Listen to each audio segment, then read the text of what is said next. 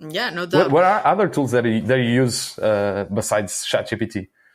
Well, right now I'm just using ChatGPT, I think, because it gives me so much to work from that I don't feel the need to go to other platforms. I used to, for research, I used to use Bing, just to give me what is happening on that segment, on social, on content creation, and it would give me like a summary of the what is happening on these worlds.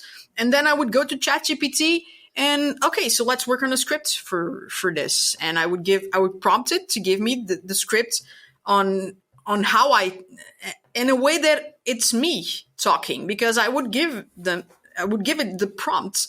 I would tell them, this is how I talk. I'm funny, but I'm also on point. Sometimes I'm a little sarcastic. So let's put this into the script. And of course I had to write some things for myself, but most of the work is done by ChatGPT. But let's say that I perfect this to a point that the only thing I need is a template or a prompt that gives me accurately a script from beginning to end. This, I would just need to change a topic and it would just give me an output of a full script for a YouTube video, and it would be me. Like, it would be a copycat of me, of my character and my skills as a communicator. So I think I'm working towards that goal, but ChatGPT is my main tool. I'm not much of on the, you know, image generation stuff. I think I need to dive deep into like video editing stuff and maybe upgrade to some tools like Premiere to have the new features of AI.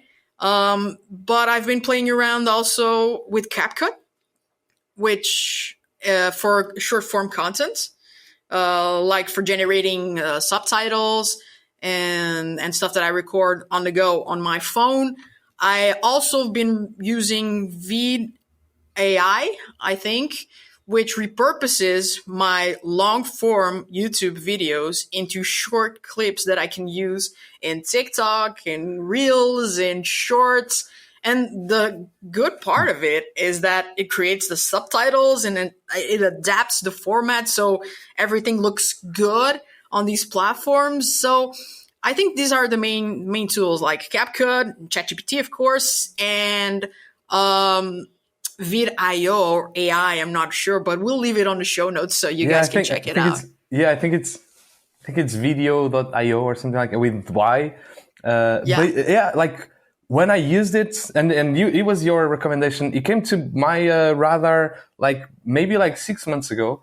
It was actually, well, maybe it was not 6 months. Well, it was when ChatGPT started to like boom.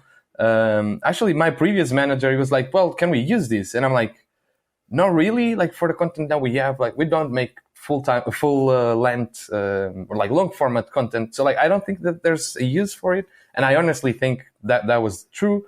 But like, you know, for this, like I'm sure like we'll actually use it to cut some clips from this video, and it's great. Like I think there's like some fine tuning on the app itself. Like if you need to cut a little bit before or after, you kind of like you're a bit stuck, and it's very hard like to fine tune. But actually, like, you know, you got that like follow up emails when you subscribe, whatever. Like there's the CEO sends you an email like, "I want to hear from you," and it's like, well, I actually want to talk to you because I want you to like to perfect this because I want to use this. And like, if you fix this and that, like it'll be perfect. I love it. So like, I think there's room to actually, you know, but again, like this is like the version 1.0 kind of thing. Like, I think like in a couple months, in 3 months, if they actually invest in R&D, like, and they listen to the people that use it, I think we'll have like an amazing tool. So I indeed, like, I think, yeah, that's one of the examples that works just beautifully. Another tool that I use, and I use a little bit, and I see myself bouncing between stock footage sometimes to illustrate a video, but like then it's like, no, but I can use Midjourney to get like the perfect image.